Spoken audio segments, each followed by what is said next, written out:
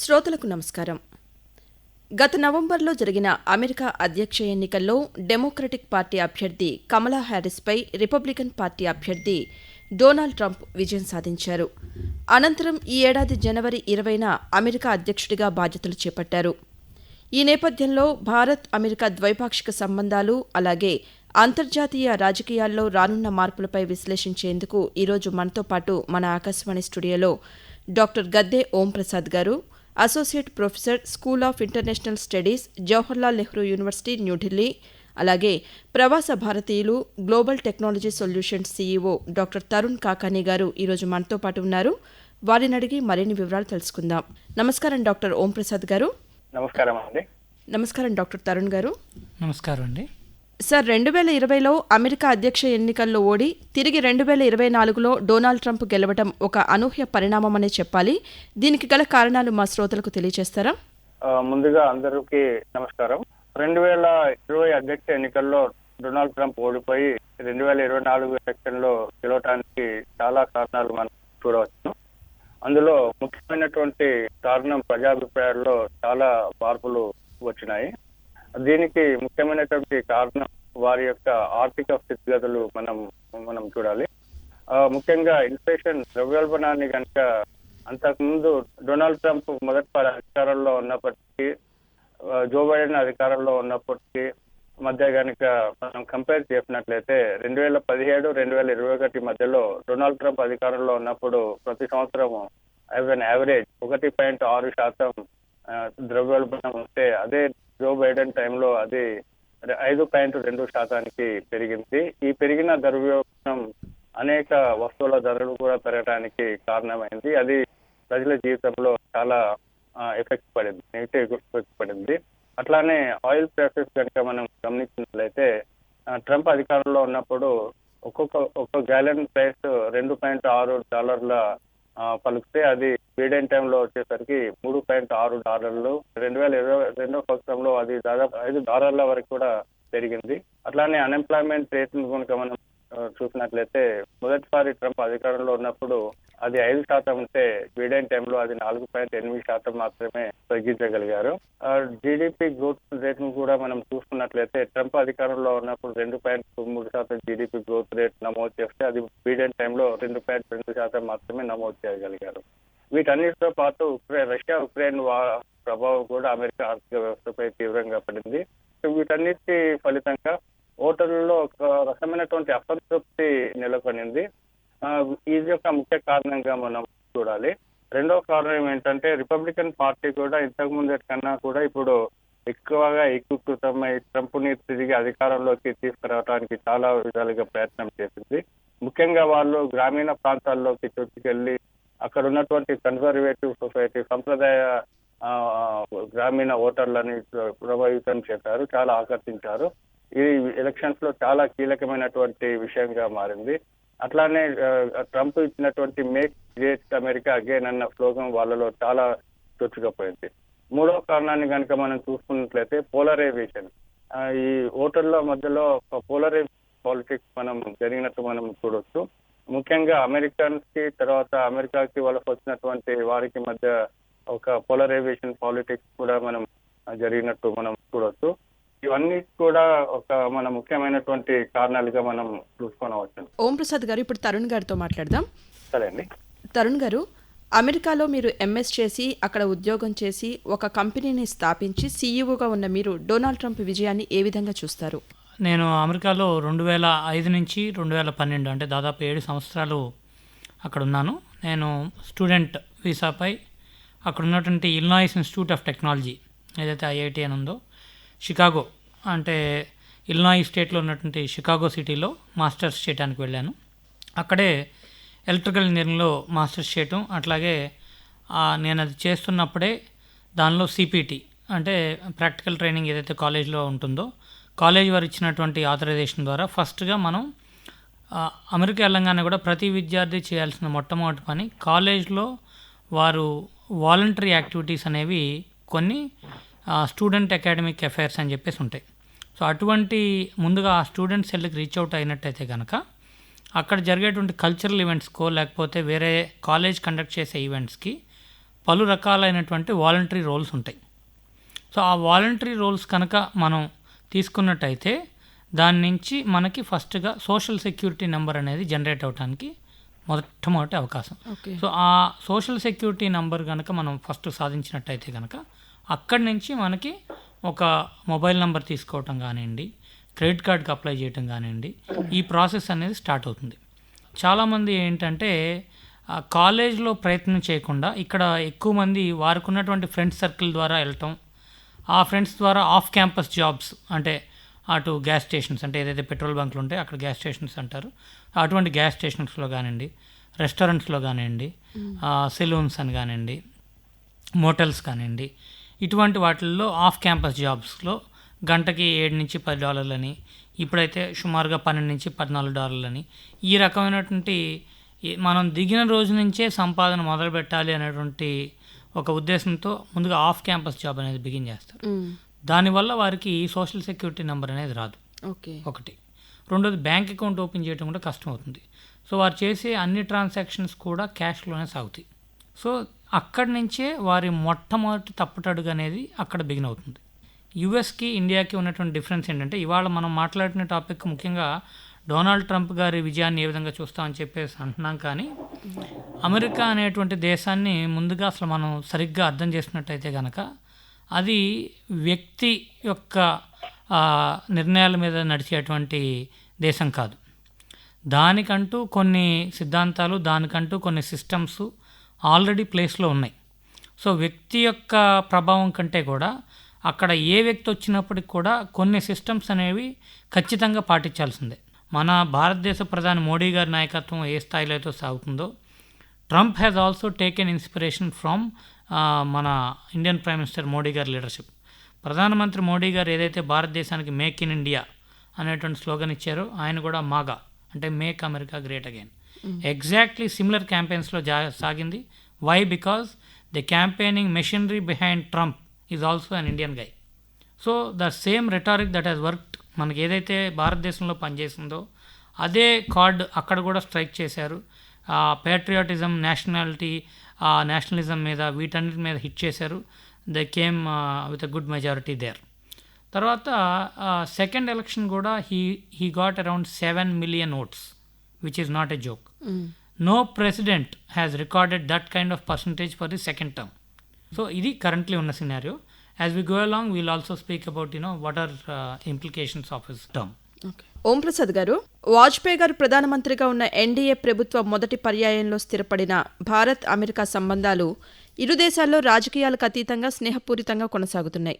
ప్రస్తుత అంతర్జాతీయ రాజకీయాల తరుణంలో డొనాల్డ్ ట్రంప్ ప్రెసిడెన్సీ ఇరు దేశాల ద్వైపాక్షిక సంబంధాలపై ఏ విధంగా ప్రభావితం చేస్తుందంటారు? మీరు అన్నట్టు వాజ్పేయి ప్రభుత్వంలో భారత అమెరికా సంబంధాలు కొత్త పుట్టలు తొక్కినాయి. ముఖ్యంగా 1998లో ఇండియా న్యూక్లియర్ టెస్ట్ చేసిన తర్వాత అమెరికా నుంచి చాలా ఆర్థిక ఆంక్షలు ఎదుర్కొంది. అయినప్పటికీ కూడా దౌత్య నీతి ప్రదర్శిస్తూ చాణక్య నీతి ప్రదర్శిస్తూ వాజ్పేయి గారు అమెరికా నాయకత్వాన్ని ఒప్పించగలిగారు. ఇండియా నీడ్స్ ఏంటి, ఇండియాకి ఏం కావాలి, ఇండియా ఎందుకు చేయవలసి వచ్చింది అన్న విషయాలను ఒప్పించగలిగారు. దాని రిజల్ట్ మనం 2001లో మన బిల్ క్లింటన్ గారు అప్పటి అధ్యక్షుడు ఇండియాకి రావటం, తర్వాత 2001లో ట్రేడ్ అండ్ ఇన్వెస్ట్మెంట్ ఫ్రేమ్వర్క్ అనే ఒక ఒప్పందాన్ని చేసుకోవటం, అదే సంవత్సరం జాయింట్ స్టేట్మెంట్ ద్వారా భద్రతా పరమైనటువంటి ఆర్థిక పరమైనటువంటి ఒప్పందాలు చేసుకోవటం. సో ఇవన్నీ కూడా వాజ్పేయి హయాంలో చేసుకున్నటువంటి ఒప్పందాల వలన అంతకుముందు ఉన్నటువంటి అమెరికా ఇండియా రిలేషన్స్ ఒక దౌత్యపరమైనటువంటి రిలేషన్స్ నుండి వ్యూహాత్మక రిలేషన్స్ కి ఎదిగినాయి. అది కంటిన్యూ అయ్యి 2020 వరకు కూడా కోవిడ్ టైం వరకు కూడా కంటిన్యూ అవటం మనం చూసాం. ముఖ్యంగా 2017, 2021 వరకు ట్రంప్ ఉన్నప్పుడు క్వాడ్ ద్వారా దాన్ని మరింత ముందుకు తీసుకెళ్లటం కూడా మనం చూసినాము.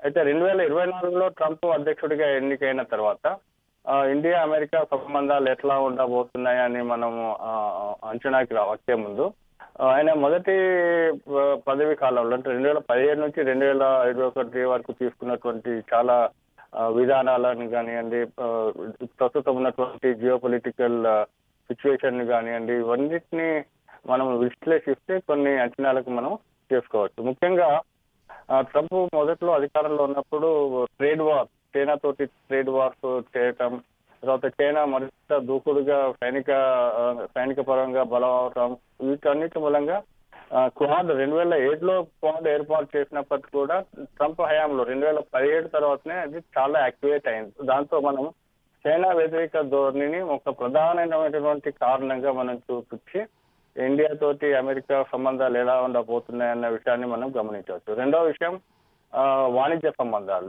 మొదటి నుంచి కూడా ట్రంప్ మొదట్లో అధ్యక్షుడిగా ఉన్నప్పుడు అమెరికా ఇండియా వాణిజ్య సంబంధాల్లో కొన్ని ప్రాబ్లమ్స్ వచ్చింది. అంటే పర్టికులర్ గా టారిఫ్లు, తర్వాత ఇండియా ఇంపోర్ట్ చేసుకునే కొన్ని వస్తువులు, వీటిలో కొన్ని ఇబ్బందులు ఎదురని ట్రంప్ ఇండియాని టారిఫ్ కింగ్ అని కూడా సంబోధించాడు. అలానే కొన్ని వస్తువులపై ఇండియా ఖచ్చితంగా సుంకాలను తగ్గించాలని చెప్పేసి కూడా ఒత్తిడి తీసుకొచ్చింది. సో ఇవన్నీ కూడా కంటిన్యూ అయ్యే అవకాశం ఉంది. ట్రంప్ ఉద్దేశంలో ప్రస్తుతం ఉన్నటువంటి ట్రేడ్ డెఫిసిట్ ని తగ్గించాలి ఇండియాతోటి. 2022-2023 సంవత్సరానికి కనుక మనం వాణిజ్యాన్ని మనం చూసుకున్నట్లయితే రెండు దేశాల మధ్య దాదాపు $118 బిలియన్ వాణిజ్యం జరిగింది. అందులో ఇండియా దాదాపు $77 బిలియన్ ఎక్స్పోర్ట్స్ అమెరికాకి చేస్తే అమెరికా నుంచి దాదాపు $40 బిలియన్ ఇంపోర్ట్ చేసుకుంటున్నాం. అంటే రెండు దేశాల మధ్య కూడా దాదాపు 36-37 బిలియన్ వాణిజ్య లోటు ఉంది. ప్రధానంగా ట్రంప్ ఈ వాణిజ్య లోటుని తగ్గించడానికి ప్రయత్నాలు చేస్తున్నాడు. ఇండియాని అందుకే టారిఫ్ కింగ్ అని సంబోధించడం జరిగింది. అన్నిటికంటే ముఖ్యంగా క్వాడ్, మనము అమెరికాతో కలిసి క్వాడ్ లో పనిచేస్తున్నాము కాబట్టి ఆ క్వాడ్ ద్వారా అమెరికా ఇండియా సంబంధాలు మరింత ముందుకు వెళ్లే అవకాశం ఉంది. అయితే ఒక ముఖ్యమైనటువంటి ప్రాబ్లం ఎక్కడ రావచ్చు అంటే ఇండియాకి అమెరికాకి ట్రంప్ హయాంలో అది వీసా విధానం.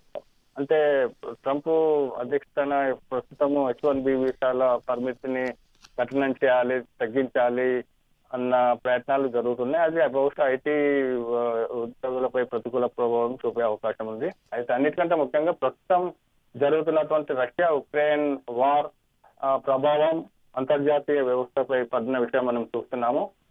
అయితే ఇండియా రష్యా నుంచి అనేక రకాలైనటువంటి ఆయుధ వ్యవస్థలను ఇంతకుముందు దిగుమతి చేసుకునేది. వాటిపైన అమెరికా చాలా అసంతృప్తి వ్యక్తం చేయడం జరిగింది గతంలో.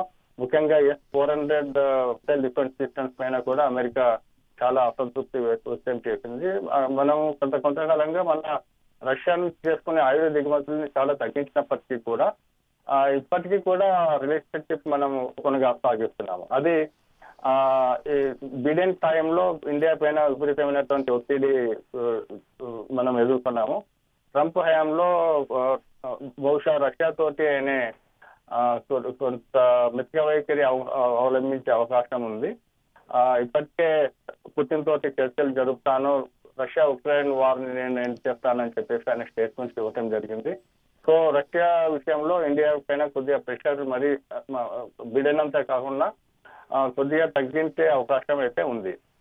దాంతో పాటు టెక్నాలజీ అండ్ ఎనర్జీ సెక్టర్ లో రాగానే ఆయనే ఫోసిల్ ఫ్యూయల్ శిలాజ ఇంధనాల వైపు అంటే దృష్టిని కేంద్రీకరించడం జరిగింది. ఆయన చేసినటువంటి అనౌన్స్మెంట్ ప్రకారం అమెరికా ఎంత వీలైతే అంత శిలాజ ఇంధనాన్ని అంటే ఫ్యూయల్స్ ని మేము వెలికిస్తాము, ప్రపంచానికి అందిస్తామని చెప్పి అన్నాడు. అట్లానే గ్రీన్ ఎనర్జీ సెక్టర్ పైన కూడా ఇప్పుడు ఇస్తున్నటువంటి సబ్సిడీని మేము తగ్గిస్తామని అన్నాడు. అయితే ఇండియా ప్రస్తుతం గ్రీన్ ఎనర్జీ పైన ఎక్కువ ఫోకస్ పెట్టింది. సో ఒకవేళ అమెరికా కనుక వాటిపైన సబ్సిడీని తగ్గిస్తే దాని ప్రభావం ఖచ్చితంగా ఇండియా పైన పడుతుంది.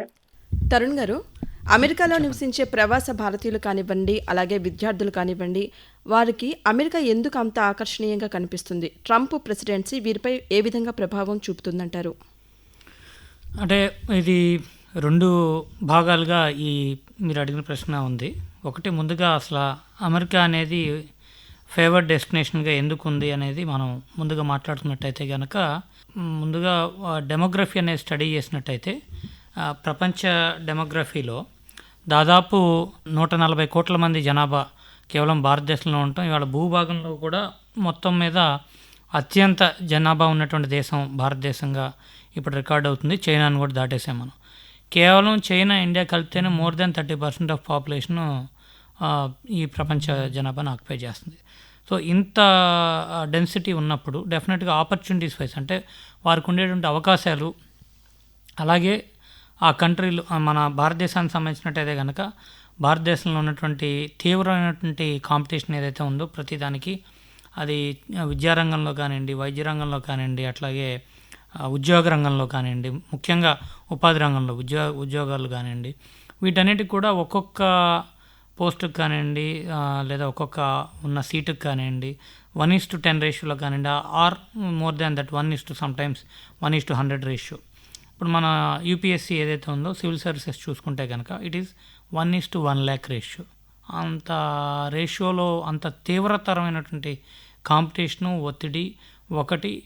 రెండోది అసమానతలు అనేవి కొంత ఎకనామికల్ అసమానతలు, మన ఆర్థిక పరంగా చూసుకునేటువంటి అసమానతలు కానివ్వండి, అట్లాగే సామాజిక అసమానతలు కానివ్వండి, వీటన్నిటి నుంచి కూడా ఒక రకంగా విముక్తి చెందాలి అంటే అన్నిటికంటే తొందరగా చేరవేసే నిచ్చెన అమెరికా అనేది ఒక భావన. అక్కడికి వెళ్ళంగానే దాన్ని ముందుగా ల్యాండ్ ఆఫ్ ఆపర్చునిటీస్ అనేటువంటి పేరు ఎలాగో ఉంది అక్కడ. అంటే అవకాశాలు ఆ దేశంలోనే ఎక్కువగా దొరుకుతాయి అనే ఉద్దేశంతోనే వెళ్తారంటారా? అంటే అవకాశాలు మాత్రమే కాదు, ఆ అవకాశానికి తగ్గ రెమ్యునరేషన్ కూడా ఉంటుంది అనేటువంటి ఉద్దేశం. ఎందుకంటే ఇక్కడ ఒక ఉద్యోగానికి ఇక్కడ 50,000 ఇస్తే ఒక రేషియో, అంటే ఒక యావరేజ్ సాఫ్ట్వేర్ కానివ్వండి, ఒక ఇంజనీర్, ఒక సివిల్ ఇంజనీర్ కానివ్వండి, ఒక యావరేజ్ శాలరీ చూచాయిగా మనం 50,000 కనుక తీసుకుంటే కనుక అదే నెంబర్ ఆఫ్ వర్క్ అవర్స్, అంటే ఇన్ మ్యాటర్ ఆఫ్ ఫ్యాక్టింగ్ అంతకంటే ఆన్ పేపర్, ఇప్పుడు నేను చెప్తున్నా అంటే ఆన్ పేపర్ 40 గంటల వర్క్ అవర్స్ కనుక చేసినట్టయితే వారికి సుమారుగా ఇక్కడ 50,000 అయితే కనుక అక్కడ సుమారుగా 10 లక్షల రూపాయలు వచ్చేటువంటి అవకాశం. సో ఆ రేషియో వైజు అంత డిఫరెన్స్ కనిపిస్తుంది. అట్ ది సేమ్ టైం ఏంటి అంటే షార్ట్ టైం ఫ్రేమ్లో ఎక్కువ సంపాదన చేయటం అనేది ఆ మైండ్ సెట్లో ఎవరైతే 90లో కానివ్వండి, ఎర్లీ 2000స్లో వెళ్ళిన వాళ్ళు, అంటే ఇప్పుడు నేను 2005లో వెళ్ళాను, నాకంటే ఇంకో 5 years వెళ్ళిన వాళ్ళకి దట్ ఈస్ గోల్డెన్ పీరియడ్. మేము వెళ్ళింది it is almost stretching in to this. ఇక 2015 నుంచి అంతా కూడా కాంపిటీషన్ తీవ్రతరం, తర్వాత ఇవన్నీ కూడా ఉన్నాయి. సో త్వరగా మనం సంపాదించవచ్చు. ఇక్కడ ఉన్నటువంటి ఫ్యామిలీ మీద ఉన్నటువంటి కుటుంబ భారాలు, ఆర్థిక భారాలు ఏవైతే ఉన్నాయో ఇక్కడ వారి ఎడ్యుకేషన్ లోన్ తీర్చేయటమే కాకుండా కుటుంబ పరంగా ఎదుటైన ఇల్లు కట్టాలి ముందుగా, తల్లిదండ్రులు, లేదా హాస్పిటల్ ఖర్చులు, లేదు పొలం కొనాలి అంటే ఇవన్నీ కూడా కోస్టల్ బెల్ట్లో, ముఖ్యంగా ఆంధ్రప్రదేశ్ లేదా ఇంకా స్పెసిఫిక్గా చెప్పాలంటే తెలంగాణ కూడా చెప్పను నేను, ఆంధ్రప్రదేశ్ అనే చెప్పాలి. ఎందుకంటే ఇక్కడ ఉన్నటువంటి కల్చర్తో స్టార్ట్ అయింది అది.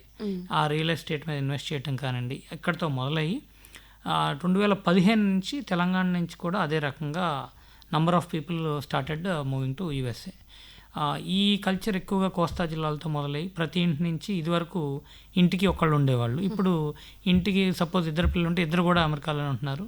సో దాదాపుగా పెద్దవారు ఎక్కువైపోవటం ఈ జిల్లాల్లో అనేది సమస్య. సో ఇటీవల మన ఆంధ్రప్రదేశ్ ముఖ్యమంత్రి చంద్రబాబు నాయుడు గారి స్టేట్మెంట్స్ కూడా చూసినట్టయితే కనుక ప్రతి ఒక్కరూ పిల్లల రేషియో పెంచాలి, పెంచితేనే మనకి నెక్స్ట్ యంగర్ జనరేషన్ తయారవుతుంది, లేదంటే అందరూ 1-2 ఆపేస్తే that is going in to old age population అనేది అవుతుంది. సో ఇటువంటి డెమోగ్రఫిక్ ప్రాబ్లమ్స్, ఇదే సేమ్ డెమోగ్రఫిక్ ప్రాబ్లంతో అమెరికా ఆ టైంలో ఉంది.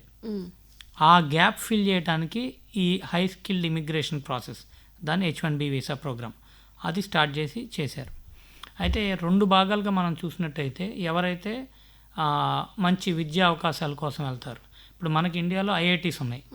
ఐఐటీలో ఇప్పుడు నేను రాసిన టైంలో దాదాపు it is ratio of again 1:50,000 అట్లా ఉండే సీట్ వచ్చినప్పటికీ కూడా మంచి మార్కులు, అంటే 1000కి 940 నాకు 946 వచ్చింది.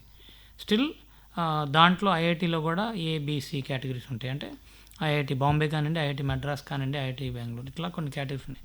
మనకి టాప్ టైర్లోనే కావాలి అని అనుకుంటే మోర్ దాన్ ఐఐటీస్ ఐఐఎం, అంటే ఎంబీఏ చేయాలనుకునే వాళ్ళకి ఐఐఎం ఇంకా ఎక్కువ పోటీ.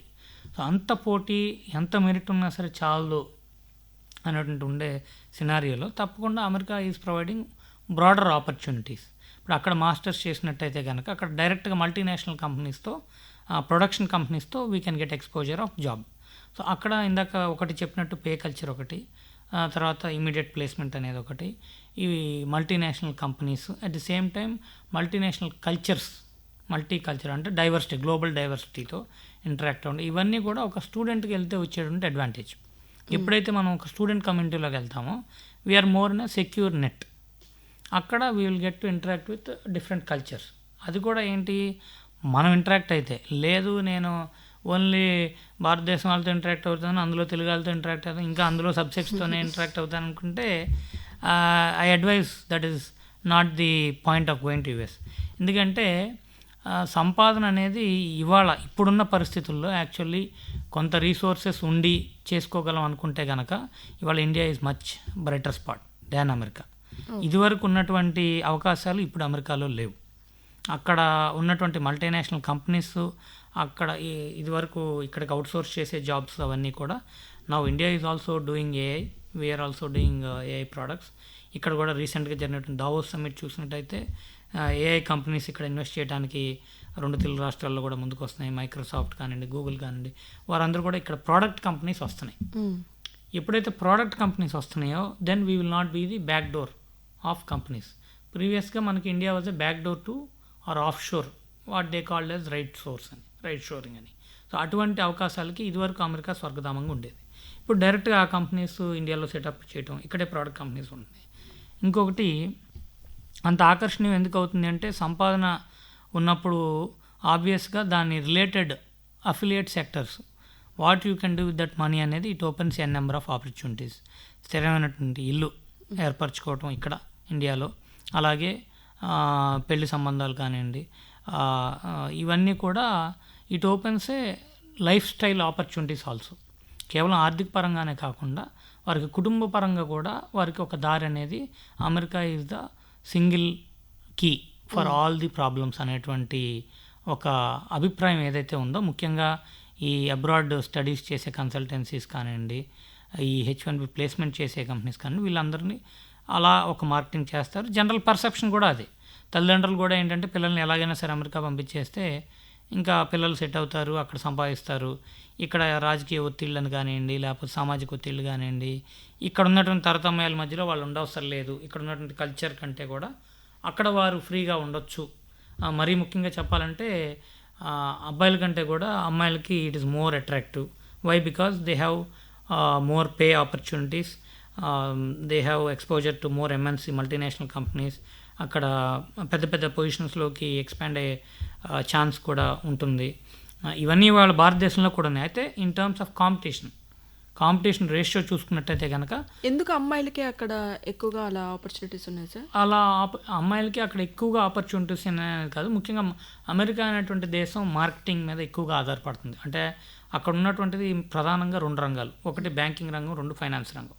అంటే ఫైనాన్స్ రంగంలోకి మీకు స్టాక్స్ కానివ్వండి, హౌసింగ్ మార్కెట్ కానివ్వండి, ఇవన్నీ కూడా ఉన్నాయి. సో ఈ మార్కెట్స్ అన్నింటిలో కూడా దే నీడ్ మోర్ మార్కెటింగ్ ఇది. సో మార్కెటింగ్ అన్నప్పుడు డెఫినెట్గా American culture relies more on the women front. రెండోది ఏంటి అంటే ఆ కోడింగ్ పరంగా కానివ్వండి, ఇన్ టర్మ్స్ ఆఫ్ ఫోకసింగ్ కానివ్వండి, ఆ ఫోకస్ చేసుకుంటే కనుక they have better prospects. And రెండోది freedom of lifestyle as compared to here versus there. అక్కడ ఉంటే కనుక compulsory husband also has to help in household work. So ఇటువంటి అన్నీ అనేది అదే, not just one aspect is drawing them to America. అక్కడ ఉన్నటువంటి ఆర్థిక, కుటుంబపరమైనటువంటి, సామాజిక పరమైనటువంటి ఇటువంటి ఎన్నో అంశాలు, ఇవన్నీ కూడా ఒక మంచి అట్రాక్టివ్ డెస్టినేషన్ కింద వారికి కనిపిస్తుంది. హలో. ఎస్ అండి. ఓం ప్రసాద్ గారు, డొనాల్డ్ ట్రంప్ గతంలో అధ్యక్షుడిగా ఉన్నప్పుడు భారత్ అమెరికా సంబంధాలను ట్రాన్సాక్షనల్, అంటే భారత్ అమెరికా నుంచి ఎంత మేరకు దిగుమతులు ఉంటాయో అంత మేరకే సత్సంబంధాలు ఉంటాయి అనే సంకేతం ఉండేది. మరి ఇప్పుడు కూడా అదే ధోరణి కొనసాగుతుందంటారా? ట్రంప్ అధ్యక్షుడిగా ఉన్నప్పుడు ఇండియా అమెరికా రిలేషన్స్ ఎక్కువగా ట్రాన్సాక్షనల్ గా ఉండేవి. ముఖ్యంగా వాణిజ్యం, రక్షణ మరియు ఎకనామిక్ రిలేషన్స్ లో ఇది ఖచ్చితంగా కనబడింది. కొన్ని నిర్ణయాలు ఫస్ట్ టర్మ్ లో తీసుకున్నటువంటి కొన్ని నిర్ణయాలు మనం చూడొచ్చు. For example Harley Davidson bike ని కనుక చూస్తే ట్రంప్ చాలా సార్లు ఇండియా పైన ఒత్తిడి తీసుకొచ్చాడు. ఇండియా దాదాపు 100% టారిఫ్ విధిస్తోంది, ఆ బైక్ పైన వాటిని తగ్గించాలి, వాటిని 0% చేయాలి అని చెప్పేసి. అట్లా చేస్తేనే మేము అమెరికా తోటి మంచి ఇండియా తోటి మంచి ఆర్థిక సంబంధాలు కలిగి ఉంటామని చెప్పేసి అట్లా చేస్తేనే రెండు దేశాల మధ్య వాణిజ్యం పెరుగుతుందని చెప్పేసి కూడా చాలా సార్లు అన్నారు. ఇండియాని కూడా చాలా సార్లు టారిఫ్ కింగ్ అని కూడా సంబోధించిండు. ఇండియా బైక్స్ పైన దాదాపు 50% టారిఫ్ తగ్గించినప్పటికీ కూడా ట్రంప్ వాటిని 100% టారిఫ్ తగ్గించాలి అని చెప్పేసి కోరటం జరిగింది. సో ఆ విధంగా చూస్తే ఇండియా అమెరికా సంబంధాలు, ముఖ్యంగా వాణిజ్య సంబంధాలు ట్రాన్సాక్షనల్ రిలేషన్షిప్ లానే ట్రంప్ చూస్తాడని చెప్పి కూడా అనుకోవచ్చు.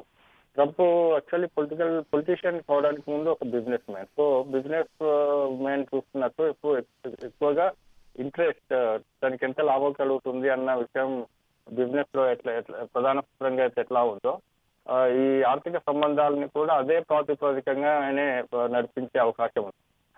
రెండోది రక్షణ ఒప్పందాలు కనుక మనం చూసినట్లయితే ఇండియా ఎక్కువగా ఎయిర్ క్రాఫ్ట్, హెలికాప్టర్స్ కొనుగోలు చేయాలి అని చెప్పేసి కూడా ఆయనే ఒత్తిడి తీసుకొచ్చాడు. సో రక్షణ ఉత్పత్తులు కూడా మనం ట్రంప్ హయాంలోనే ఇండియా ఎక్కువగా అమెరికా తోటి రక్షణ భాగస్వామ్యాలు చేసుకొని, ఒప్పందాలు చేసుకొని, ఇంతకుముందు చాలా డిఫెన్స్ ఎక్విప్మెంట్స్ మనము అమెరికా నుంచి దిగుమతి చేసుకోవడం జరిగింది. అంతకుముందు రష్యాతో ఎక్కువ డిఫెన్స్ ఫ్యాక్ట్స్ మనకి ఉండేవి. అది ట్రంప్ హయాంలో చాలా మారిపోయింది. మూడవది ప్యారిస్ ఒప్పందం నుంచి ట్రంప్ బయటకు వచ్చాడు. దాంతో గ్లోబల్ క్లైమేట్ చేంజ్ అన్న విషయం పైన ప్రపంచవ్యాప్తంగా చాలా తీవ్రమైనటువంటి ప్రభావం కనిపించింది. ఆయన ఉద్దేశం ప్రకారం ఇండియా లాంటి దేశాలు ఎక్కువగా ఈ గ్రీన్ ఎనర్జీ రంగంలో అంటే ఎక్కువ బాధ్యత తీసుకొని వాటిని ముందుకు తీసుకెళ్ళాలి. అమెరికా పైన ఎక్కువ బాధ్యత పెడితే అమెరికా ఎక్కువ ఖర్చు పెట్టే అవకాశం లేదు అని చెప్పేసి ఆయన చాలా సార్లు అనడం జరిగింది. ట్రంప్ ఇప్పుడు ఉన్నటువంటి ధోరణి ప్రకారం మనం కనుక చూస్తే ఒకటి మనకి కనిపిస్తుంది, అది బై అమెరికన్ హైర్ అమెరికన్ అన్న ధోరణి మనం చూడొచ్చు. ఈ అంటే అమెరికన్ ఉత్పత్తులు మీరు కొనాలి, అంటే ప్రపంచవ్యాప్తంగా విస్తరించాలి, ఈ ట్రేడ్ డిఫిట్ ని తగ్గించుకోవాలంటే అమెరికా నుంచి ఎక్కువ వస్తువులు మీరు ఇంపోర్ట్ చేసుకోవాలి అన్న ఒక విధానాన్ని ఆయన ఫాలో అవుతున్నాడు. అట్లానే అమెరికన్ పాపులేషన్ కి ఎక్కువ ఉద్యోగాలు కల్పించాలి, అమెరికాలో ఉన్నటువంటి ఉద్యోగాలను ఎక్కువ అమెరికన్స్ చేయాలి, అట్లానే ఉద్యోగాలను కాపాడుకోవాలి. వీటిపైన ఎక్కువ ఫోకస్ ఇదివరకు చేశాడు. ఇప్పుడు కూడా అట్లానే చేసే అవకాశం ఉంది. దాంతో అవుట్ సోర్సింగ్ జాబ్స్ ఏవైతే ఉన్నాయో అవి కొద్దిగా తగ్గిపోయే అవకాశం ఉంది.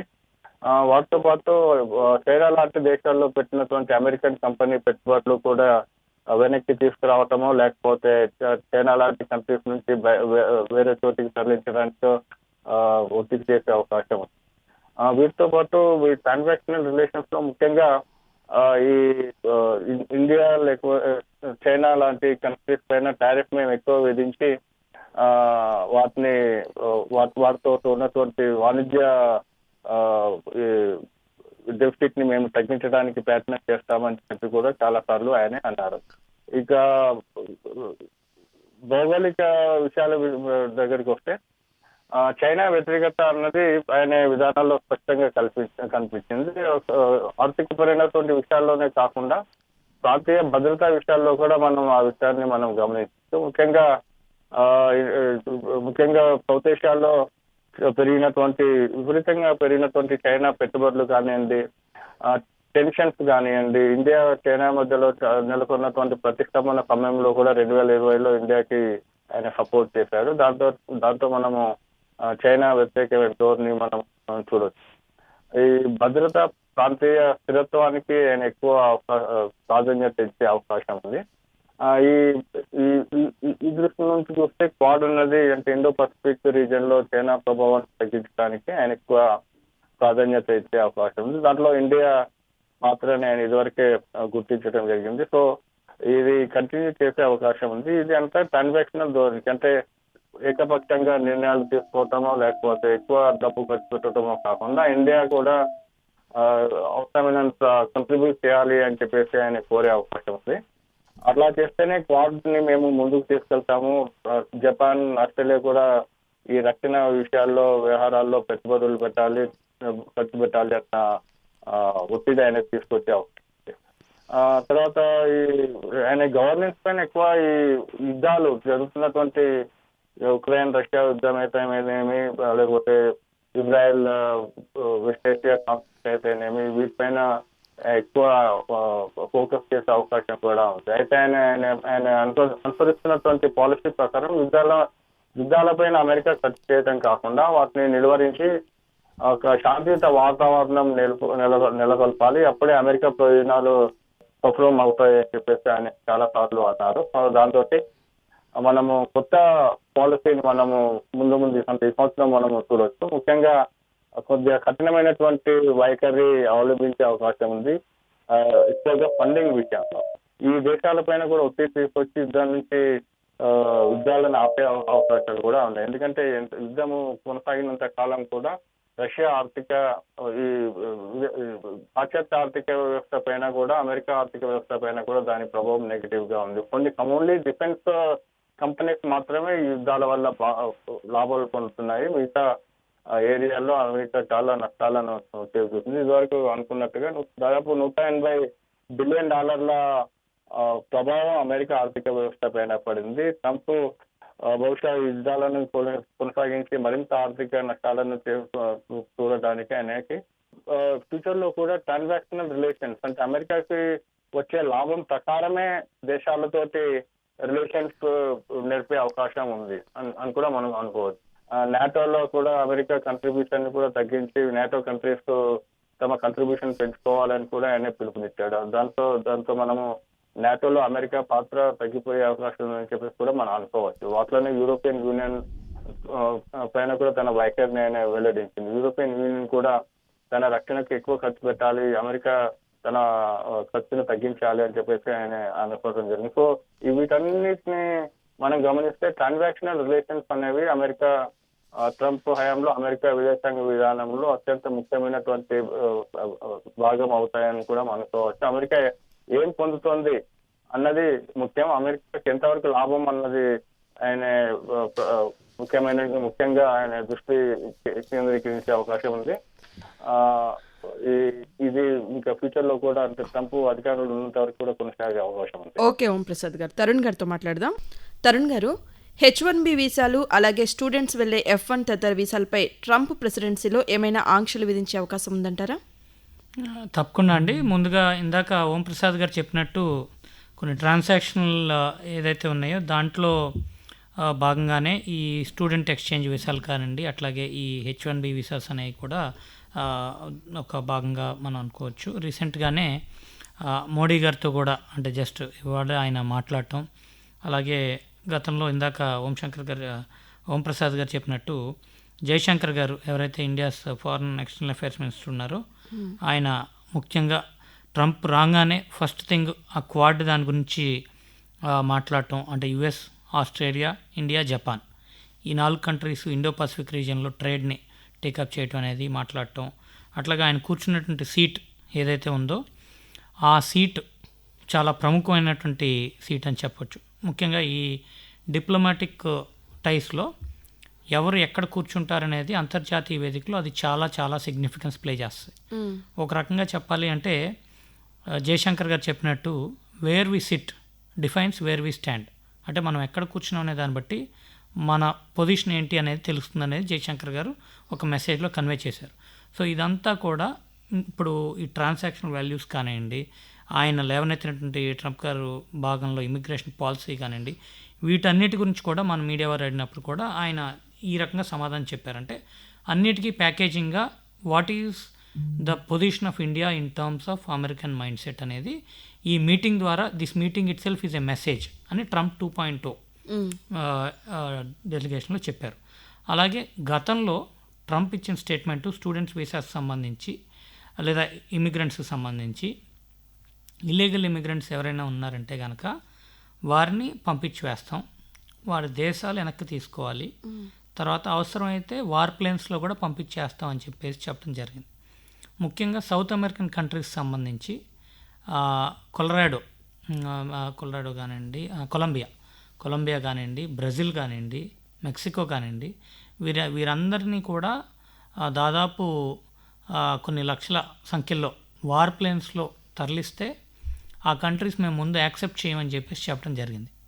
కానీ వితిన్ 24 hours ఇందాక మన ఓం ప్రసాద్ గారు చెప్పినట్టు ట్రంప్ టారిఫ్ కింగ్ అనే పేరు ఏదైతే ఉందో ఆయన వెపన్ తీశారు. తీసి ఈ said I'm going to double the import tax duty on these countries అని. సో ఇమీడియట్లీ ఆ ఎకనామిక్ ప్రెషర్కి బెండ్ అయ్యి all these countries came down. ఈ సౌత్ అమెరికన్ కంట్రీస్ అన్ని విత్డ్రా అయ్యి దే యాక్సెప్టెడ్ ద స్టూడెంట్స్. కానీ భారతదేశం విషయానికి వచ్చేటప్పటికి ఇనీషియల్గా ఇచ్చిన స్టేట్మెంట్ ఏదైతే వెనక్కి తీసుకోవాలి మీ ఇల్లీగల్ ఇమిగ్రెంట్స్ అనే స్టేట్మెంట్ని మన దౌత్యం ఫలించి మోడీ గారు మాట్లాడిన తర్వాత కూడా ఆయన స్టేట్మెంట్ ఇవాళ మనం గమనించినట్టయితే కనుక ట్రంప్ గారు ఇచ్చిన ఎగ్జాక్ట్ వర్డ్స్ మనం గమనించినట్టయితే we hope India will do what is right అన్నారే తప్పించి we want India to take back their illegal immigrants అనేది గతంలో ఇచ్చిన స్టేట్మెంట్ వర్సెస్ ఈ స్టేట్మెంట్ చాలా డిఫరెన్స్ ఉంది. అంటే ఇంటర్నేషనల్ రిలేషన్స్లో మనం అది స్టడీ చేసినట్టయితే కనుక the way they operated with the other countries versus the way they are treating India there is a definite difference అనేది కనిపిస్తుంది. ఇందాక మనం క్వాడ్ గురించి మాట్లాడుకున్నప్పుడు సీట్ పొజిషన్ కానివ్వండి, ఆర్ ఇప్పుడు ఇవాళ ఏదైతే స్టేట్మెంట్ ఇచ్చారో ట్రంప్ గారు మోడీ గారి గురించి, అట్లాగే మోడీ గారిని కూడా ఫిబ్రవరిలో ఆయన ఇన్వైట్ చేయటం అమెరికాకి, టాప్ 3 ఫేవర్డ్ నేషన్స్లో ఇండియా కూడా ఉండటం అనేది, ఇందులో భాగంగానే ఎక్స్చేంజ్ ప్రోగ్రామ్ గురించి కూడా అంటే స్టూడెంట్ కానివ్వండి, ఈ ఇమిగ్రెంట్ జాబ్ వీసాల గురించి కానీ ఇది కూడా డిస్కషన్ రావడంతో ఆయన ట్రంప్ గారు ఇచ్చిన స్టేట్మెంట్ మనం గమనించినట్టయితే out of this H1B program, US H1B అంటే హై స్కిల్డ్ వర్కర్స్ ప్రోగ్రామ్ ఏదైతే ఉందో దాంట్లో 72% is applied by or allocated to Indians. అంటే వాళ్ళకు ఉన్నటువంటి H1B స్కిల్ ప్రోగ్రాంలో దాదాపు 70% 3 వంతులు మనమే ఆక్యుపై చేస్తున్నాం. సో ట్రంప్ అనేది ఏంటంటే I'm on both sides of the argument అంటున్నారు. దట్ మీన్స్ హీ సేయింగ్ ఆయన ఒక side I want high skilled and talented people to come, at the same time I want illegal immigrants to move out of the country అంటున్నారు. So అది ఒక రకంగా చెప్పాలంటే American context నుంచి it is a valid statement. ఇప్పుడు వారు merit based country అన్నప్పుడు they will want merit based people also to make their country prosperous. ప్రతి ఒక్క దేశానికి కూడా దాని యొక్క భావజాలం ఉంటుంది. ఇప్పుడు భారతదేశానికి వస్తే మన యొక్క స్వభావం ఏంటి అంటే టాలరెన్స్, స్వీకరణ. మనం అన్నీ స్వీకరించి మనం శాంతి సౌభాభృత వీటి గురించి మాట్లాడతాం. కానీ అమెరికన్ దేశం అనేది it is strictly hit or cut. అంటే మీరు ఆ సిస్టంలో ఫిట్ ఇన్ అవుతారా, if you are not there you're out of the game. అంతే తప్పించి they are not ready to accept each and every person on humanitarian grounds is what Trump is saying. ఆ కాంటెక్స్లో మనం వాళ్ళు చూసినట్టయితే దాదాపు 20,000 స్టూడెంట్స్ని, నాట్ స్టూడెంట్స్, H1B పీపుల్ ఎవరైతే ఉన్నారో లేదా పేపర్ డాక్యుమెంటేషన్ ఎవరైతే ఉన్నారో వారిని వెనక్కి పంపిస్తామని చెప్పేసి గతంలో ఇచ్చిన స్టేట్మెంట్ని ఇప్పుడు హోల్డ్లో పెట్టారు. అంటే we will see what is to be done appropriately అని చెప్పి చెప్పడం జరిగింది. దాంట్లో ముఖ్యంగా ఆంధ్రప్రదేశ్ నుంచి మనం గమనించినట్టయితే ఈ 72% H1Bలో majority stake is being held by the combined Telugu states. దాంట్లో మనం తెలుగు రాష్ట్రాల నుంచే దాదాపు 54-60% మన H1B అప్లికేషన్సే ఉన్నాయి. మన తర్వాత ఇతర రాష్ట్రాలంటే తమిళనాడు కానివ్వండి, కేరళ కానివ్వండి, కర్ణాటక కానివ్వండి, ఇవి ఉన్నాయి. అంటే ఈ సదర్న్ స్టేట్స్ నుంచే చూసుకున్నట్టయితే they occupy again 70% of the H1Bs again. So ముఖ్యంగా ఈ ఎడ్యుకేషన్ బేస్డ్ ఇమిగ్రెంట్స్ అనేది సౌత్ ఇండియా నుంచి ఉన్నారు. ఈ ఇల్లీగల్ ఇమిగ్రెంట్స్ అనే సమస్య ఎక్కువగా ఈ గుజరాత్ కానివ్వండి, ఉత్తరప్రదేశ్ నుంచి కానివ్వండి, ఇటువంటి రాష్ట్రాల నుంచి వెళ్ళి అక్కడ వారు ఎడ్యుకేషన్ బేస్డ్ మీద కాకుండా ముఖ్యంగా ఈ జ్యువెలరీ స్టోర్స్, గోల్డ్ కానివ్వండి, డైమండ్ మార్కెటింగ్ కానివ్వండి, మోటల్స్ కానివ్వండి, గ్యాస్ స్టేషన్స్ ఎస్టాబ్లిష్మెంట్ కానివ్వండి, ఈ రంగంలో సెటిల్ అయినటువంటి ఎక్కువ మంది వ్యాపారవేత్తలు అందరూ కూడా గుజరాతీ కమ్యూనిటీ చాలా ఎక్కువ ఉంది.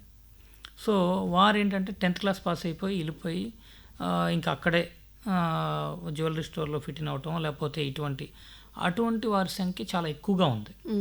So number of illegal immigrants అనేది ఆ సంఖ్య పరంగా ఎక్కువ ఉంది. ఇటీవల కాలంలో ఏమైందంటే ఇందాక మనం అనుకున్నట్టు ఎవరైతే స్టూడెంట్ వీసాలో వెళ్ళి డే 1 నుంచే సంపాదన మొదలు పెట్టాలి అనుకునే మైండ్ సెట్లో ఉంటారో వారు ఆఫ్ క్యాంపస్ జాబ్స్ చేయటం వల్ల రీసెంట్గా ఐస్ అంటే ఇమిగ్రేషన్ ఆర్గనైజేషన్ ఏదైతే ఉందో అమెరికాలో, ఐస్ ఏజెన్సీ వారు క్రాక్ డౌన్ బిగిన్ చేశారు. So they are nabbing students wherever they find who are working off campus. అది ఒక టెర్రర్ ఫీలింగ్ అనేది క్రియేట్ చేస్తుంది అది ఎందుకంటే Trump is trying to be a symbolic person. He wants to show a symbolic authority. He wants to show that the enforcement is working. Ideally saying ఆయన ఏమంటున్నారంటే, మీ దగ్గర కరెక్ట్గా పేపర్స్ ఉంది, మీరు నిజంగా ఆ ఇమిగ్రెంట్ ప్రోగ్రాంలో ఫిట్ ఇన్ అయ్యే వాళ్ళు అయితే I have no issue with you coming to USA. అట్లాగే ఆయన ఇంకొక ప్రధాన సూచన కూడా చేశారు. స్టూడెంట్స్గా వచ్చేవారు కూడా ఎవరైతే ఐవీ లీగ్ అంటే టాప్ 20 కాలేజ్కి వస్తారో వారికి ఖచ్చితంగా ఇమిగ్రేషన్ ప్రోగ్రామ్ 6 ఇయర్స్లో గ్రీన్ కార్డ్ ప్రాసెస్తో కూడా చేస్తామని చెప్పేసి అంటున్నారు. టైర్ 2, టైర్ 3 కాలేజ్ ఏవైతే ఉన్నాయో మీరు రండి, మీరు వచ్చి 6 ఇయర్స్ పాటు మీకు స్టూడెంట్ వీసానే ఇస్తాం, ఆ 6 ఇయర్స్ మీరు చేసుకోండి, then there is no H1B program, you are bound to leave అనేది చెప్తున్నారు. సో ఇది ఆయన ప్రపోజ్ చేసేది. ఆయన అనే కేటగిరీ ఏంటి అంటే, సార్ ఆ 6 ఇయర్స్లో ఓన్లీ మనం స్టడీసే చేయాలా దాంతో లేదు పార్ట్ టైం జాబ్ ఈ వర్క్ చేసినా ఏం చేసినా that 6 years period is what is valid for your stay. Okay. So ఆ 6 ఏళ్లే మనకి వ్యాలిడిటీ పీరియడ్ అని చెప్పేసి ఆయన కొత్తగా ప్రపోజ్ చేసినట్టు బిల్. ఒక రకంగా మనం గమనించినట్టయితే ఆయన వాదన నుంచి ఏమంటారంటే, బెస్ట్ ఆఫ్ ది బ్రెయిన్స్ కావాలి నాకు, బికాజ్ నాకు ఆల్రెడీ సఫిషియంట్ మ్యాన్ పవర్ ఉంది అని అంటున్నారు. Of course I also need merit based people for handling wine tasting or restaurant table servers also అని కూడా ఆయన ఇవాళ ఇచ్చినట్టు స్టేట్మెంట్లో మనం చూడొచ్చు. సో ఒక రకంగా మనం గమనించినట్టయితే స్టూడెంట్ వీసాని ఎప్పుడు కూడా అమెరికా కాదందు. ఎందుకంటే దాదాపు ప్రతి ఒక్క విద్యార్థి కూడా మినిమం 50 లక్షల రూపాయలు తీసుకుని వెళ్ళి అమెరికాకి ఇస్తున్నప్పుడు ఏ ఒక్క దేశం కూడా దాన్ని కాదనే పరిస్థితి ఉండదు.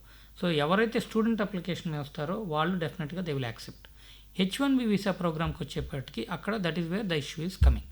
సో అది కూడా సాధారణంగా H1B ప్రోగ్రామ్ అనేది 3 ఇయర్స్ ఇస్తారు, దాని తర్వాత another 3 years extension, so 6 years extension program. దాని తర్వాత ఆ గ్రీన్ కార్డ్ ప్రాసెసింగ్ దగ్గర ఎక్కడైతే ఉంటుందో ఆ లూప్ హోల్లో ఎవరైతే పడతారో ఇప్పుడు ఉన్నటువంటి చాలామంది ఆల్మోస్ట్ 70% వ్యక్తులకి అది ఒక రకంగా it is a testing time అని చెప్పేసి చెప్పొచ్చు. డెఫినెట్గా ఎలిమినేట్ అయిపోతారు అని చెప్పలేం, కానీ the chances of getting returned are high during this time. రెండోది ఏంటంటే, ఈ H1B ఎక్స్టెన్షన్కి అప్లై చేసినప్పుడు travel outside the country చేసినట్టయితే కనుక that is also a risk in current situation. ఎందుకంటే మీ డాక్యుమెంట్స్ యాక్యురేట్గా ఉండటమే కాకుండా మీరు ఆ ఇమిగ్రేషన్ ఆఫీసర్కి ఎక్కడా కూడా తడబడకుండా మీరు దానికి 100% యాక్యురసీ చూస్తూ ఉన్నప్పటికీ కూడా it is still the description of the officer. వాళ్ళకి టార్గెట్స్ ఇచ్చేసి మీరు ఆపేయండి అన్నారంటే nothing can be done. But F1 వీసాలకు వచ్చేటప్పటికి ఆ ప్రాబ్లం పెద్దగా ఉండకపోవచ్చు. వెరాజ్ H1B ఎక్స్టెన్షన్లో ఉన్నారు, మీరు కరెంట్లీ ఇండియా ట్రావెలింగ్లో ఉన్నారు అంటే, మ్యాటర్ ఆఫ్ ఫ్యాక్ట్ నాకు తెలిసిన కొంతమంది కజిన్స్ కూడా సేమ్ సిచ్యువేషన్లో ఉన్నారు. But current situation he he's already taken charge and the implementation is on. So it is a risky position అని చెప్పేసి చెప్పచ్చు. భారతదేశానికి సంబంధించి 20,000 మంది, అలాగే ఓవరాల్గా 178,000 మంది ఓవరాల్గా టార్గెట్లో ఉన్నారని చెప్పేసి అనొచ్చు.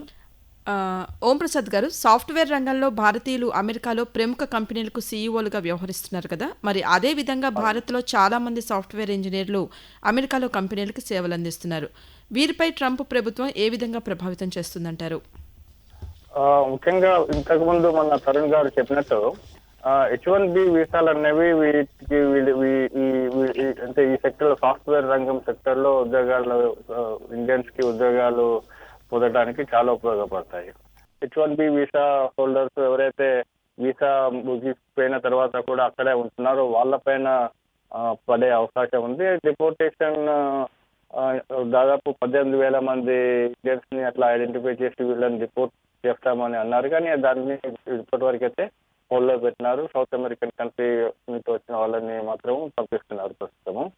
అయితే ఇండియన్స్ లో ఎక్కువ మంది పోయేది ఈ సాఫ్ట్వేర్ రంగంలో, అంటే వాళ్ళు ఐటీ కంపెనీలో పనిచేయడానికి, వైట్ కాలర్ జాబ్స్ లో పనిచేయడానికి వాళ్ళు అక్కడికి వెళ్తున్నారు. వాళ్ళు సాంకేతిక నైపుణ్యం, వాళ్ళకి ఉన్నటువంటి సాంకేతిక నైపుణ్యం అమెరికా చేసే ఎగుమతుల్లో, ముఖ్యంగా సాఫ్ట్వేర్ రంగంలో చేసే ఎగుమతుల్లో చాలా ఉపయోగపడుతుంది. సో వాళ్ళని అక్కడ పంపించటమో లేకపోతే వాళ్ళ వీసా అయిపోయింది కదా ఇంకా డిపోర్ట్ చేయటము లాంటి పనులు అమెరికా చేయకపోవచ్చు. ఎందుకంటే దానివల్ల అమెరికా పైన ఎక్కువ ప్రతికూలమైనటువంటి ప్రభావం పడుతుంది. తరుణ్ గారు, మీరు భారత్లోనూ అలాగే అమెరికాలోనూ చదువుకున్నారు, ఉద్యోగం కూడా చేశారు. మన యువత విద్య, ఉద్యోగరీత్యా అమెరికా వలస వెళ్లకుండా భారత్లోనే ఉంటూ మన దేశాన్ని వికసిత్ భారత్ దిశగా సాధించేందుకు ఎలాంటి సంస్కరణలు చేపట్టాలంటారు? ఇదివరకు ఉన్నటువంటి బంగారు బాతుగుడ్లాగా ఇప్పుడు అమెరికా లేదు. కాబట్టి ముఖ్యంగా మైండ్ సెట్ మారాల్సింది కేవలం పిల్లలకి కాదు, మరీ ముఖ్యంగా తల్లిదండ్రులకి మార్పు రావాలి. ఎందుకంటే పిల్లలు అక్కడ చదివితేనే వారికి గౌరవం, లేకపోతే పిల్లలు అక్కడ చదివితేనే సెటిల్ అయినట్టు అనేటువంటి భావన అనేది కంప్లీట్గా రాంగ్ అండి. రెండో విషయం ఏంటి అంటే లీగల్ ప్రాసెస్ కూడా తెలుసుకోవాల్సిన అవకాశం ఉంది. ఎందుకంటే ఇవాళ దాదాపు ఒక 23 decades to 4 decades జనరేషన్స్ అక్కడ ఉండిపోయారు. కాబట్టి ఆ రెస్ట్ ఆఫ్ ది కాంప్లికేషన్స్ అనేవి రావటం బిగినాయి. ఇమిగ్రేషన్ ప్రాసెస్తో పాటు మ్యారిటల్ లైఫ్స్ కానివ్వండి, కిడ్స్కి ఉన్నటువంటి ఇష్యూస్ కానివ్వండి, ముఖ్యంగా కిడ్స్కి సంబంధించిన విషయంలో గతంలో జస్ట్ ఇక్కడ 3 నెలలు ప్రెగ్నెంట్ అయ్యి ఫ్లైట్ ఎక్కేసి అక్కడ దిగితే పాప పుట్టంగానే అక్కడ సిటిజన్షిప్, అమెరికన్ సిటిజన్షిప్ గ్రాంట్ అయిపోయింది. కాబట్టి ఆల్మోస్ట్ 90% మంది అలాంటి ట్రాక్ తీసుకున్నారు. ఇప్పుడు ప్రెసిడెంట్ ట్రంప్ చెప్పేది ఏంటి అంటే ఇక మీదట అటువంటి బార్న్ సిటిజన్షిప్ అనేది ఇవ్వను అని చెప్పేసి చెప్తున్నారు. So that is going to be a big change. ఇవన్నీ కూడా ఏంటంటే they are going to impact future as well as existing people who are planning to settle there. రెండోది ఏంటి అంటే ఆపర్చునిటీస్ ప్రధానమంత్రి నరేంద్ర మోడీ గారు వచ్చిన తర్వాత ముఖ్యంగా భారతదేశంలో ఒక ఈ పీరియడ్ ఏదైతే ఉందో మనం కొన్ని ఛాలెంజెస్ ఉన్నప్పటికీ కూడా డెఫినెట్లీ ఇది ఒక స్వర్ణయుగం అనే చెప్పాలి. మనకున్నటువంటి డెమోగ్రఫికల్ అడ్వాంటేజ్ జియోగ్రఫికల్ డివైడ్ ఏదైతే ఉందో ఆ యువతరాన్ని ఫాస్ట్ ట్రాక్గా స్కిల్ సెట్ చేయటం, స్టార్టప్ కల్చర్ని స్టాండప్ ఇండియా అని స్టార్టప్ ఇండియా అని చెప్పేసి ఈ ప్రోత్సాహాలు ఇవ్వటం, ట్యాక్స్ ఎగ్జంప్షన్స్ ఇవ్వటం, అట్లాగే స్కిల్ ఇండియా అని చెప్పేసి ఇటువంటి ప్రోగ్రామ్స్ ద్వారా ఏంటి అంటే వికసిత్ భారత్ ద్వారా, అలాగే మన రాష్ట్రానికి వచ్చేటప్పటికి వికసిత్ ఆంధ్రప్రదేశ్ అని కానివ్వండి, ఇటువంటి ప్రోగ్రామ్స్ ఇవన్నీ చేస్తూ యువతకి ముఖ్యంగా ఉపాధి అవకాశాలు ఎక్కువ పెంపొందించి ముఖ్యంగా ఆంటర్ప్రెన్యూర్షిప్ వైపు అంటే స్వయం ప్రకటితమైనటువంటి వ్యాపారాలు చేయటం కానివ్వండి, ఇటువంటి స్వాతంత్రంగా చేసేటువంటి అవకాశాలు ఎక్కువ ఉండేటువంటి ఎకోసిస్టమ్ని ఇవాళ భారతదేశంలో మనం చూడదు. కాబట్టి ఖచ్చితంగా అక్కడ ఉన్నటువంటి యువతకి ఇక్కడ భారతదేశంలో నెక్స్ట్ 30 years పాటు ఇక్కడ ఒక ఆపర్చునిటీస్ అనేది సిరీస్ ఆఫ్ ఆపర్చునిటీస్ ఉన్నాయి. సో డెఫినెట్గా వాళ్ళు ఈ టైంలో వచ్చినట్టయితే కనుక 3 రకాలుగా వారు చూసినట్టయితే, ఒకటి వారి ఫ్యూచర్ సెటిల్మెంట్ అంటే how they want to engage అనేది, 2 వారి కుటుంబానికి వారు అందుబాటులో ఉండటం అనేది, ముఖ్యంగా ఏజ్డ్ అయినటువంటి తల్లిదండ్రులున్నా లేదా సింగిల్ పేరెంట్స్ ఉన్న వారికి ఎట్లాగా చేయాలనేది, 3 వారు ఉన్నటువంటి ఏజ్ గ్రూప్లో ఏదైతే ఉన్నారో వారు ఈ టైంలో కనుక డెసిషన్ తీసుకోలేని పక్షంలో రాను అమెరికన్ సిస్టమ్ అనేది కాంప్లికేట్ చేసేస్తుంది decision making. Because if they don't take the right decision at the right time, then they can't avail the same opportunity that is there currently in future. వాళ్ళు ఇవాళ ఒక 35-40 మధ్యలో ఉంటే వాళ్ళు ఈ టైంలో ట్రాన్సిషన్ అయితేనే ఇక్కడ కొత్తగా ఆంటర్ప్రెన్యూర్షిప్ స్టార్ట్ చేసినా ఎదురు దెబ్బలు తగిలినా తట్టుకుని ముందుకు సాగేటువంటి అవకాశం ఉంటుంది. వారు మేము ఈ ప్రాసెస్ అయ్యాక గ్రీన్ కార్డ్ అయ్యాక సిటిజన్షిప్ అనేది పెట్టుకున్నారంటే they will never make it back to India. వారు తిరిగి ఇండియాకి వచ్చిన తర్వాత ఇక్కడ ఉన్నటువంటి స్పీడ్ వాళ్ళు అందుకోవాలంటే ఇట్స్ వెరీ టఫ్. ఇవాళ ఇండియాలో ఉన్నటువంటి digital payment system is by far more advanced in the globe then వాళ్ళే షాక్ అవుతున్నారు. ఏం డిజిటల్ పేమెంట్ ఇంత ఈజీ అయిపోతుందా, అదే అసలు క్యాష్ క్యారీ చేయకుండా ఇంత ఇది అవుతుందా అనేటువంటి పరిస్థితిలోకి వచ్చారు. రెండోది ఏంటంటే ఇక్కడ ఉన్నటువంటి కల్చరల్ మార్పులకు కూడా వాళ్ళు ప్రిపేర్ అయి ఉండాలి అంటే కనుక they have to come here, they have to stay. ఇంకా America is no longer a land of opportunities అనేది పర్సనల్లీ నా అబ్జర్వేషన్ అండ్ ఆల్సో PEW అనేటువంటి రీసెర్చ్ డేటా ఏదైతే ఉందో వాళ్ళు కంపైల్ చేసినటువంటి డేటా ప్రకారం కూడా చూసుకుంటే స్టాండర్డ్ ఆఫ్ లివింగ్స్ ప్రకారం కానివ్వండి, ఇవన్నీ కూడా కొంత వ్యత్యాసం ఉన్నప్పటికీ ఫ్యూచర్లో క్యాచప్ అయినటువంటి అవకాశాలు ఇండియాకే ఎక్కువగా ఉన్నాయి. మూడో చూసినట్టయితే అమెరికాలో కాలిఫోర్నియా చూడండి, one of the premium destination. But అక్కడ వైల్డ్ ఫైర్ వచ్చింది. ఏమైందండి, they couldn't control it. Such an advanced country with helicopters. అక్కడ కూడా ఎంత వివక్ష అంటే ఎవరి దగ్గర అయితే డబ్బులు ఉన్నాయో గంటకు $5,000 $10,000 ఇచ్చి వారి ఇళ్లకు మాత్రమే ఆ వాటర్ గన్ స్ప్రే కొట్టేది. నెంబర్ 1. నెంబర్ 2, అమెరికాలో ఆ కాలిఫోర్నియా రాష్ట్రంలో తీవ్రమైనటువంటి వాటర్ సంక్షోభం ఉంటే వారు గార్డెనింగ్కి వాళ్ళు యూసేజ్ చేయాల్సిన కోటా కంటే ఎక్కువ వాటర్ వాడేసి దానికి ఫైన్గా పేమెంట్ కడుతున్నారు. ఇంత హ్యూజ్ డిఫరెన్స్లో ఇవాళ దాదాపు కొన్ని 1,00,000 కోట్ల రూపాయలు విలువైనటువంటి ఆస్తి తగలపడిపోయినప్పటికి కూడా people there are saying those people deserve it అని, అంటే అంత ఆక్రోశం బిల్డ్ అయి ఉంది. సో కేవలం భారతదేశంలోనే ఈ డివైడ్ ఉండటం అనేది అక్కడ ఉన్నట్టు మీడియా వాళ్ళు ప్రొజెక్ట్ చేయడం ఇవన్నీ, కానీ అక్కడ కూడా ఇటువంటి డివైడ్ అనేది చాలా చాలా ఎక్కువగా ఉంది. అక్కడ ఉన్నటువంటి ఈ ఆఫ్రికన్ దేశస్తులు కానివ్వండి, ఈ రేషియల్ ఇది అనేది ఈ మధ్యకాలంలో చాలా ఎక్కువైపోయింది. అందుట్లో భారతీయులు కనిపిస్తే దాడి చేయటం, భారతీయ పిల్లల మీద కూడా స్కూల్స్లో ఈ వివక్ష కనిపించటం, మరీ ముఖ్యంగా ఈ సిక్ కమ్యూనిటీకి రిలేట్ అయిన వారైతే వారందరూ ముస్లింలేమో అనుకునే భావనలో వారి మీద దాడులు చేయటం. ఇంకా కెనడా సంగతి అయితే మనం చెప్పేదేం లేదు, అక్కడ ఇట్స్ ఆల్రెడీ టేక్నప్. సో వరల్డ్ ఓవర్గా జియో పాలిటిక్స్ కూడా గమనించినట్టయితే యూకేలో చూడండి, ఫ్రాన్స్లో చూడండి, ఈ డిస్టర్బెన్స్ అనేవి బాగా బిగిన్ అయిపోయినాయి. సో ఇందాక ఓం ప్రసాద్ గారు చెప్పారు, ఏది సౌత్ చైనా సీలో మనకి చైనా నుండి వచ్చేటువంటి ప్రమాదం కానివ్వండి, అలాగే Pakistan economy has collapsed, Sri Lanka has collapsed, Bangladesh is in peril.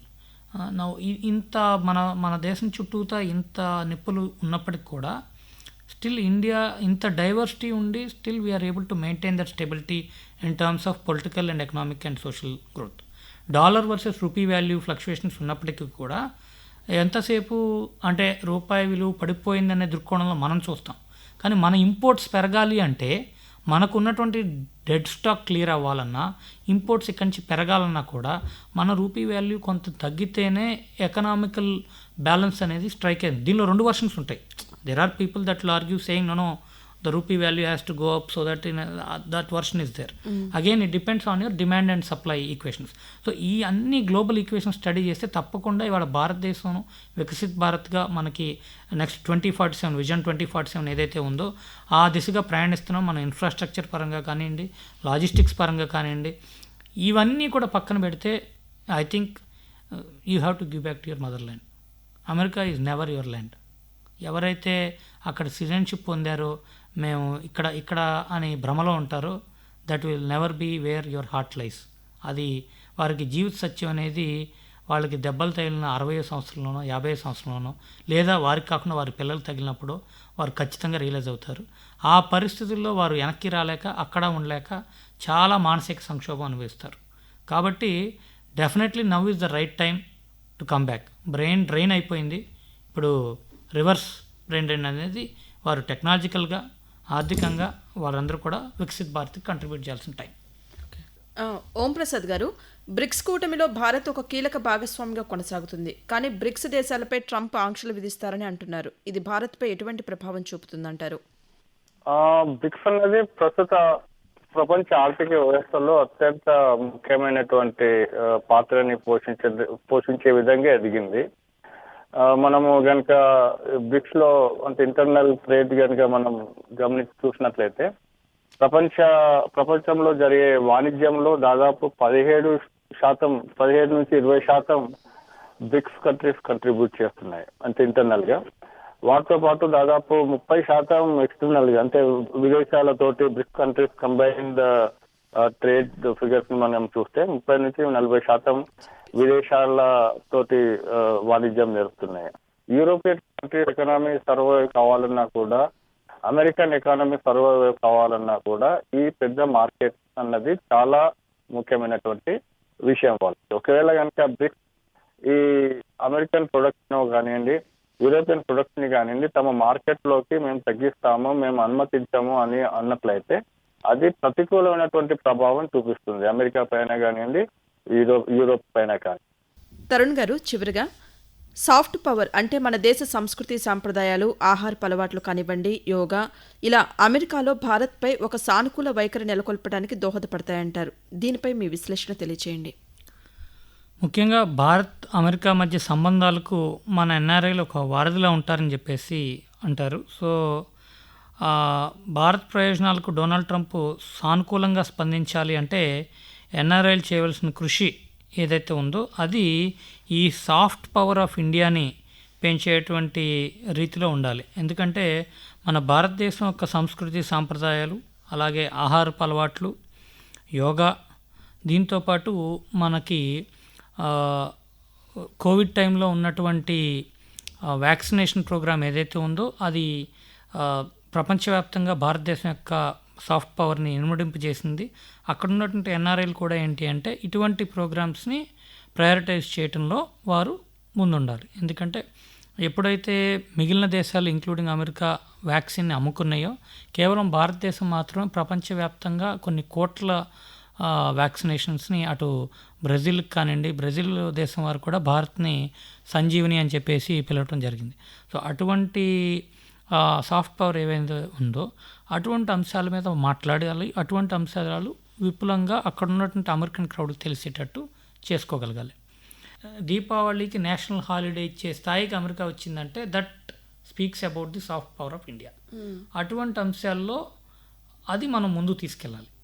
అది మానేసి ఎప్పుడైతే విపరీత పోకడలో వెళ్తున్నామో అది ఓవరాల్గా భారతదేశ కమ్యూనిటీ మీద నెగిటివ్ ఇంపాక్ట్ అనేది చూపిస్తుంది. భారతీయులు ఎన్ఆర్ఐలు ఎవరైతే అక్కడ ఉంటున్నారో నాన్ రెసిడెంట్ ఇండియన్స్ ఈ సాఫ్ట్ పవర్ని ఇందాక చెప్పినట్టు ఒక డీసెంట్ స్థాయిలో, ఇప్పుడు లాంగ్వేజ్ ఉంది, తెలుగు లాంగ్వేజ్ని కూడా 15 లాంగ్వేజెస్లో ఎలక్షన్ టైంలో, అమెరికన్ ఎలక్షన్ టైంలో తెలుగు లాంగ్వేజ్ కూడా డిస్ప్లే చేశారు వారు. మీరు పలానా చోటుకి వెళ్ళి ఓటు వేయండి అని చెప్పేసి, అది ఒక ప్రమోషన్. అలాగే అక్కడ భారతీయ కల్చర్, నృత్యాలు కానివ్వండి, భరతనాట్యం కానివ్వండి, కూచిపూడి కానివ్వండి, ఇటువంటి అంశాలు తీసుకెళ్ళటం, అక్కడ కల్చర్, సాఫ్ట్ కల్చర్ ఏదైనా సరే దట్ ఈజ్ వెల్ అప్రిషియేటెడ్. అంత హద్దులు మీరి ఇక్కడ ఉన్నటువంటి ఏదైతే చేష్టలు ఇచ్చిన స్వాతంత్రం కంటే మితిమీరి చేస్తారో అక్కడ చేసినట్టయితే కనుక ఖచ్చితంగా వాటికి నెగిటివ్ పరిణామాలు కేవలం వారు మాత్రమే కాదు, అది మొత్తం ఇండియన్ డయాస్పోరా మీద కూడా రిఫ్లెక్ట్ అయ్యేటువంటి ప్రమాదం ఉంది. కాబట్టి పబ్లిక్ డెకరం అనేది మెయింటైన్ చేయటం, రూల్స్ అనేది ఫాలో అవటం, ఇటువంటి విషయాల్లో సాఫ్ట్ యోగా ఇవాళ ఇంటర్నేషనల్ యోగా డే, ప్రపంచానికి యోగాని పరిచయం చేసింది భారత్ అనేటువంటి అంశం. అలాగే మెడికల్, మన డాక్టర్స్కి అక్కడ చాలా విలువ ఉంది. సో అటువంటి అంశాలని మనం ముందుకు తీసుకెళ్ళాలి. అమెరికా అధ్యక్షుడిగా డొనాల్డ్ ట్రంప్ బాధ్యతలు చేపట్టిన నేపథ్యంలో భారత్ అమెరికా ద్వైపాక్షిక సంబంధాలు, అదేవిధంగా అంతర్జాతీయ రాజకీయాల్లో రానున్న మార్పుల గురించి ఎన్నో విషయాలు చాలా చక్కగా వివరించారు. ధన్యవాదాలు డాక్టర్ ఓంప్రసాద్ గారు. అలాగే ధన్యవాదాలు డాక్టర్ తరుణ్ కాకాని గారు. ధన్యవాదాలు. ధన్యవాదాలు అండి. Thank you sir. Thank you.